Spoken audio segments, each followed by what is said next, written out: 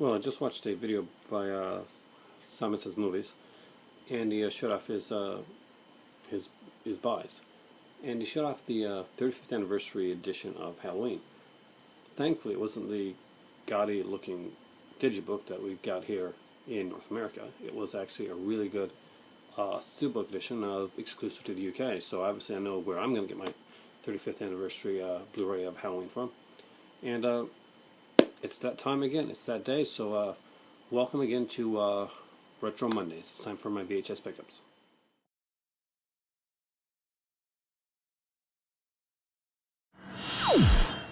So today I have three pickups. One that I picked up a couple days ago with my son, and a couple that I grabbed today. I actually hadn't planned to get anything really, and I thought the only pickup that I was going to be highlighting today was the one that I got a couple days ago. I try to keep the VHS for Mondays to do like a Retro Monday type thing. Kind of it's been an ongoing thing for a couple of weeks now, about 3 weeks I think. Anyway, I picked up three things, and a couple of them I'm actually really excited about. Very, very different things. So I picked up last weekend, or the weekend, I picked up Mickey's House of Villains, and that's the special from the movie-length special from the Mickey's House of Mouse series that came on. Actually, you should get a real kick out of this. Watch with the kids a lot, and it's really cool to have this one on VHS. I love the way the cover's done. I love the artwork on this one here, and it's just so nicely done. I saw a lot of really good VHS this week, but covering my spending, I could have picked up a ton today. And this is Mickey's House of Villains. Really cool one. Basically, the villains are plotting to take over Mickey's House of Mouse. And basically, Mickey's House of Mouse is basically, think of it like Casablanca, where villains and good guys can be in the same nightclubby atmosphere at the same time. It's that kind of thing. It's Disney's Casablanca. Not in the quality, but in like the concept. Next up, I picked up for 99 cents. I haven't got tag taken off yet. And I love these. I find it really, whenever I see these clamshell cases, I like run towards them, especially when it's a good movie. And this one is the 1953 Best Screenplay winner, Titanic, and the good Titanic, not the stupid James Cameron crap. This has Clifton Webb, Barbara Stanwyck, got Audrey Dalton here. Thelma Ritter, of course, plays the Molly Brown character, but due to some legal reasons, she was not allowed to be called Molly Brown in this film. Okay, it's been a while since I've seen this. Robert Wagner's in this one here as well.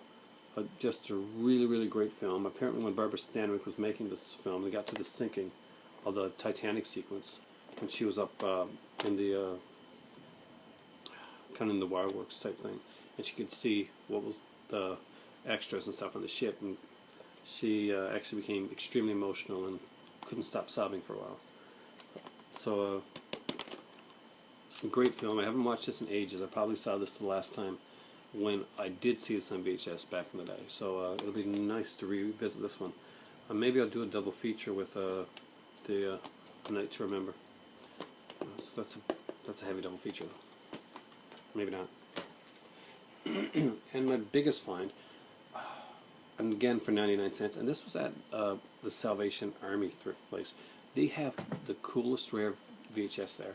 But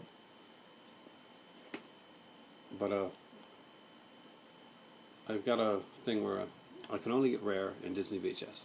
That's my blanket of VHS that I'm working towards for space issues and stuff like that. This fit both rare and cool, and in a way Disney. Everybody remembers Oz, and but not everybody remembers Return to Oz. This is a dark, dark film, and it got a lot of crap in its day.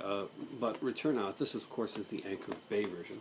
So right away, what we do is we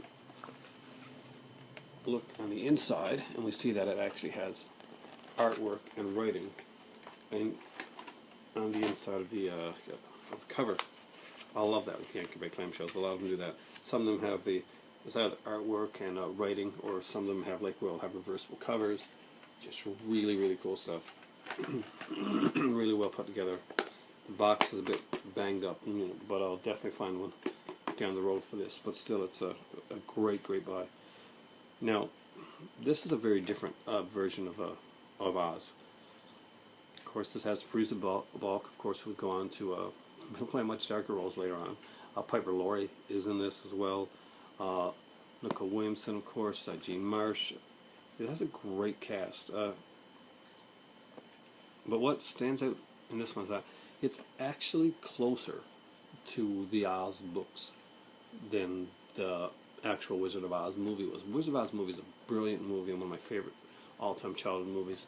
But as far as movie to book adaptations, it's not exactly the spot-on adaptation of because the Oz books, a lot of people don't realize, and they just see the Wizard of Oz and they see the movie and they haven't read the books. There's a line of Wizard of Oz books, and they're very dark. There's a civil war in Oz, people, crap happens to people in Oz. There's all these different characters, and what excited me with seeing this movie at the time was there were these characters from the books that I really wanted to see come to life on screen, and for good or bad, they actually do bring them into this film. TikTok is in here. We've got the pumpkin guy. Can't remember his name right now. Just so many Jack, I think. Very, very cool stuff. Of course, got the Lion, Tin Man. People going into this at the time expecting to see the colorful musical Wizard of Oz would probably be sorely disappointed if they hadn't read the Oz books. Nowadays, I guess generations have grown up that have read them, hopefully, that have gone back and seen the prequel movies or whatever and decide, okay, yeah, let's go back and look into the Oz books themselves. I would love to see them actually film the entirety of the Oz franchise of the books. Could easily be done, and it writes itself. It's a name brand franchise of books, and it's definitely better than Narnia. So of course, this is in the 80s, so it's 80s special effects. We do have, I think Frank Oz may work on this one. I'm not sure. It's been a long, long time since I've seen this movie. Or maybe the inside of the cover will tell me. Okay, based upon the classic stories about Frank Baum, author of The Wizard of Oz, Return to Oz was the directing debut of renowned film editor Walter Marsh, who apparently edited Apocalypse Now in the English page. So yeah, it was a dark one. Fruza Balk, of course, from The Craft, and we got Jean Marsh, Upstairs, Downstairs, and Nicole Williamson from Hamlet, Spawn, and I think he was in 7% Solution.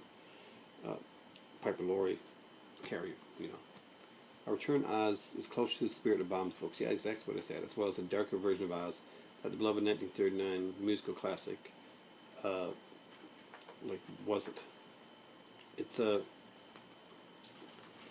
I'm still not sure if Frank Oz was done, but it was just I found it a really cool movie. If you are a fan of The Wizard of Oz, this series of books, then you're gonna like this. But if you've only ever seen The Wizard of Oz movie, then you're probably not gonna get it. You're not gonna understand the characters or the whole basis behind it, because this is a very different one. This one basically, Dorothy gets back to Oz when she's trying to escape shock therapy from an evil doctor, and of course now Emerald City is now under the rule of evil Princess Mombi. I'm reading up back here, and the fiendish Gnome King. The yellow brick road is broken. The state is a dirty slum, and her friends, the Cowardly Lion and Tin Man, have been turned to stone. It's up to Dorothy, her new friends TikTok, a helpful robot, Jack, who has a pumpkin head, and Gump, to save Oz. Join Dorothy on her exciting new adventures in her return to Oz. So if you haven't seen this movie, I really recommend it. And give the books a chance. I really do like the Bond books. They're really cool. So those are my 3 pickups for today. Again, that's Retro VHS Mondays. Any VHS I do come along, I usually wait till Monday to do it. So there we go. And I was thinking about movies today, and kind of little neat little facts and stuff, and kind of like useless facts and information trivia. And I thought I was came across. I was going to think of watching Halloween 2 or another film, and they had kind of a little neat kind of thing to them. Was that, well, of course, in the first movie, it's Michael Myers is just chasing after babysitters. It's not until Halloween 2 that it's revealed that Jamie Lee Curtis, Laurie Strode, is actually his sister, and that's the reason behind his relentless chase of her. Of course, the year before this, Jamie Lee Curtis was in the movie Prom Night, when she again had to face off against a villainous psychotic brother. So even the year before, she was facing off against the evil siblings. Just a neat little fact. Thanks for watching. This is my VHS pickups for today. There's 3 of them. And hopefully I'll see you next Monday for this segment. Thanks a lot for watching, and it is time for tea.